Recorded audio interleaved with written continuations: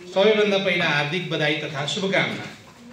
2081 मङ्सिर 28 गते सम्पन्न नेपाल पत्रकार महासङ्घको निर्वाचनमा केन्द्र, प्रदेश र जिल्ला तहका नवनिर्वाचित पदाधिकारी तथा सदस्यज्यूहरूलाई क्रान्तिकारी कम्युनिस्ट पार्टी नेपालको तर्फबाट शुभकामना व्यक्त गर्दछौँ। पत्रकारिताको गरिमा, निष्पक्षता र जिम्मेवारीलाई सफलतापूर्वक कार्यान्वयन गर्ने प्रेरणा मिलोस् भन्ने शुभकामना व्यक्त गर्दछौँ।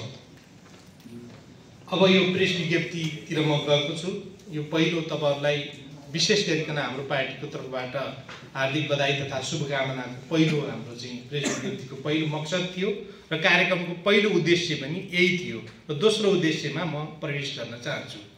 प्रिय पत्रकार मित्रहरू, क्रान्तिकारी कम्युनिस्ट पार्टी नेपालको राष्ट्रिय एकता महाधिवेशन 2081 साल मङ्सिर 13 गतेदेखि 23 गतेसम्म काठमाडौँको कीर्तिपुर स्थित त्रिभुवन विश्वविद्यालयको सभाकक्षमा सम्पन्न भयो।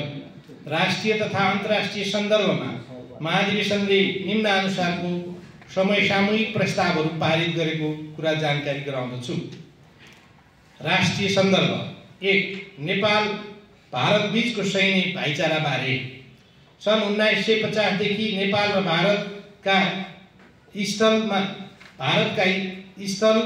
भारत स्थल नेपालका नवनियुक्त प्रधान सेनापतिलाई एकअर्काका सेनाका मानार्थ प्रधान सेनापतिको दर्जा प्रदान गर्ने प्रचलन चलिआएको छ। महाधिवेशनले यो हास्यास्पद र औचित्यहीन रहेको भन्दै खारेज गर्न माग गरेको छ।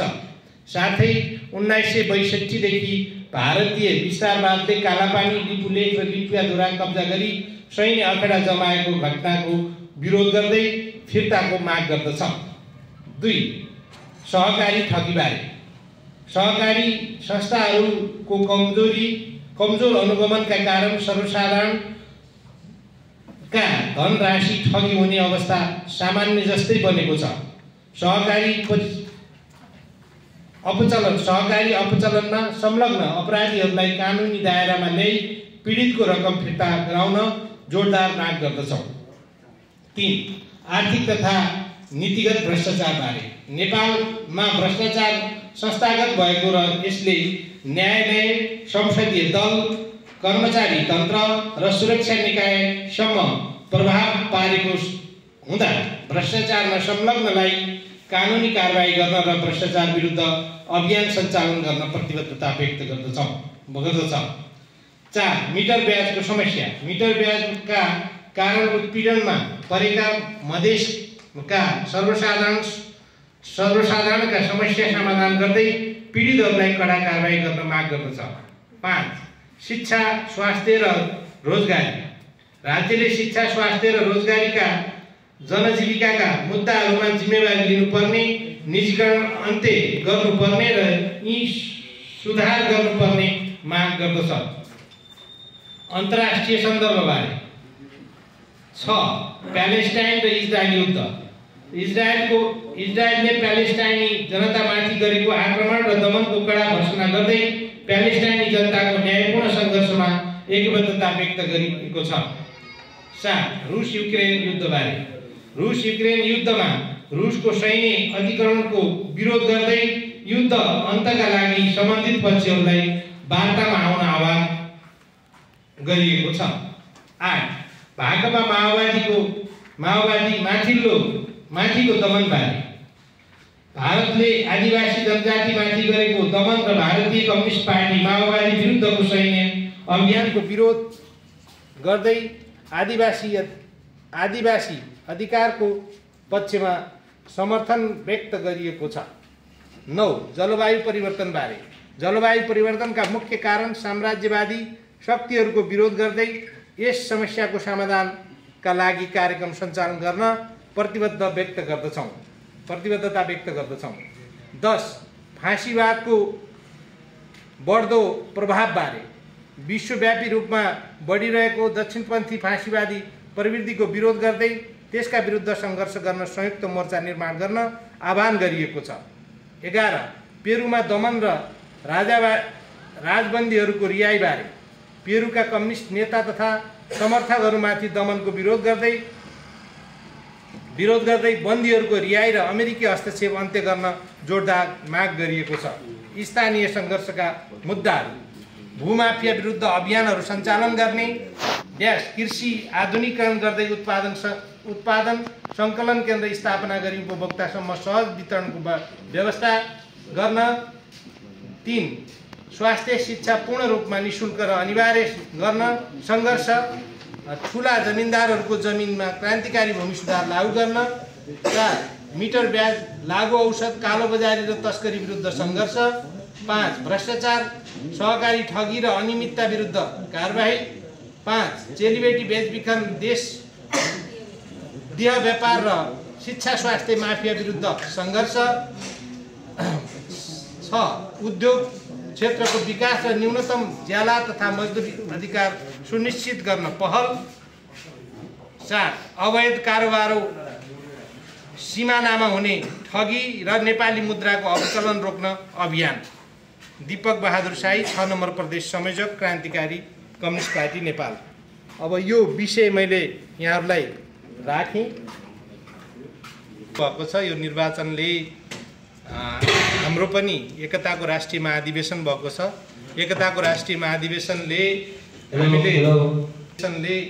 हामीले राजनीतिक रूपमा राजनीतिक दस्तावेज पास गरेका छौँ र एकमतका साथ राजनीतिक दस्तावेज पास भएको छ। अब नेपालमा हामीले पछिल्लो टाइम हाम्रो पार्टी 3वटा पार्टीबीच पार्टी एकता भएको थियो।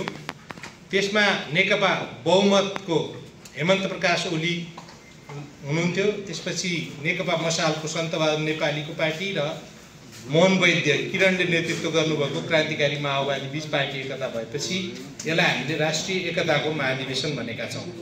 बहसका मुख्य विषय चाहिँ एउटा चाहिँ जनयुद्धको समीक्षाको विषय थियो, बहसको एउटा विषय।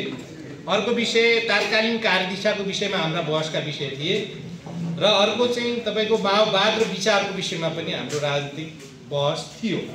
यो राजनीतिक बहसले अहिले हामीले महाधिवेशनबाट के टुङ्ग्याइयो भन्दा यी सबै माओवादी 10 वर्ष महान जनयुद्ध जो ऐतिहासिक र महान थियो भन्ने कुरामा हामीले त्यसलाई समीक्षा गर्दै त्यसको अब यसलाई ऐतिहासिक र महानलाई चाहिँ अब फेरि आन्दोलनलाई चाहिँ फेरि अगाडि बढाउन बीचमा जुन खालको अवस्था सिर्जना भएको छ त्यो अवस्थाबाट फेरि अग्रगमनतिर लैजान हामीले प्रयत्न गर्ने गरी जनयुद्धको विरोध गर्न नपाइने गरी टुङ्गो लगाएका छौँ। त्यसै गरी माओवाद र विचारलाई चाहिँ विचारधारा चाहिँ राख्न विश्वभरि बहसको विषय छ। संसारभरि विचारधारा र वादको विषयमा बहस चलिरहेकै विषय भयो। त्यो भए हुनाले अहिले हामीले यसलाई के गर्यौँ भन्दा माओवाद र विचार अहिले माओवाद मानेर जाने विचारलाई चाहिँ अन्तर्क्रियात्मक छलफलहरू गर्न पाइने तहसम्मको हामीले राजनीतिक निष्कर्ष निकालेका छौँ। त्यो चाहिँ अन्तर्क्रियाहरू छलफलहरू र बहसहरू गर्न पाइने, अन्तर्क्रियाहरू गर्न पाइने र त्यो कहाँ गर्न पाइने भने फोरमहरू सिर्जना गरेर ती फोरमहरूमा आएका विचारहरूलाई चाहिँ समृद्ध गर्ने भन्ने हाम्रो कुरा छ। त्यसपछि हामीले तात्कालीन कार्यनीतिको विषयमा अलिकति विषय राखेका थियौँ। तात्कालीन कार्यनीति हाम्रो के छ भने राष्ट्रिय स्वाधीन संयुक्त सरकारको हामीले नारा दिएका छौँ, तात्कालीन राजनीतिक कार्यदिशा। त्यो तात्कालीन राजनीतिक कार्यदिशामा हाम्रो के छ भने त्यसमा चाहिँ कतै फेरि चाहिँ प्रचण्ड जस्तै अथवा चाहिँ हिजो माओवादी जसरी चाहिँ कमजोर बन्यो त्यही स्टाइलले चाहिँ संशोधनवादी लाइन लिन्छ कि भन्ने तहसम्मको शङ्का गर्न पाइने ठाउँ छ।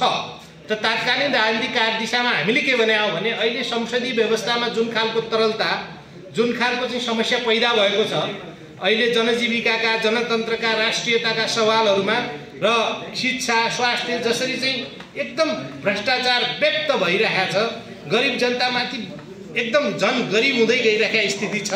त्यो स्थितिलाई कसरी चाहिँ हामीले क्रस गरेर जान सक्छौँ? यो व्यवस्थामाथि पनि जनताको वितृष्णा पैदा भएको, राजनीतिक दलहरूमा पनि यो व्यवस्थाप्रति चाहिँ वितृष्णा पैदा भएको। त्यसैले अब हामीले यो तरलताको बीचबाट अब गोलमेज सम्मेलन, गोलमेज सम्मेलन, संयुक्त राष्ट्रिय सरकार, राष्ट्रिय त्यो पनि क्रान्तिकारीहरू बीचको राष्ट्रिय सरकारको हामीले अहिले तत्काललाई त्यो नारा दिने भन्ने कुरा छ। अब हामीलाई के चाहिँ हिजोदेखि चार्ज लाग्दै आएको छ भने यिनीहरू कहिले पनि सरकारमा नजाने, संसदमा नजाने अनि यिनीहरूले कहिले सरकार बनाउँछौ तिमीहरूले भन्ने प्रश्नको जवाफ पनि हुन्छ भन्ने तहसम्मको हाम्रो यो कुरा हो। अहिले तत्कालै यही सरकारमा यही संसदमा जाने भन्ने हाम्रो कुरा चाहिँ होइन। हामीले भनेको के हो भने एउटा आन्दोलनले अब आन्दोलन कसरी जान्छ भन्ने कुरामा चाहिँ हामीले त्यसमा चाहिँ निर्क्युल गरेका छौँ। अहिले जनविद्रोहको कार्यदिशा नै हामीले तेस्रो जनआन्दोलनको कार्यदिशा पास गरेका छौँ। त्यो कार्यदिशालाई चाहिँ हामीले निर्क्युलताका साथ तेस्रो जनआन्दोलन र जसलाई जनविद्रोहको कार्यदिशा अन्तर्गत यो सशस्त्र टाइपको जनविद्रोहको कार्यक्रम पनि हुन सक्छ। त्यो चाहिँ निशस्त्र टाइपको शान्तिपूर्ण ढङ्गले चाहिँ त्यो आन्दोलनको हामीले पुरा गर्न पनि सक्छौँ भन्ने कुरा हाम्रो छ। त्यसै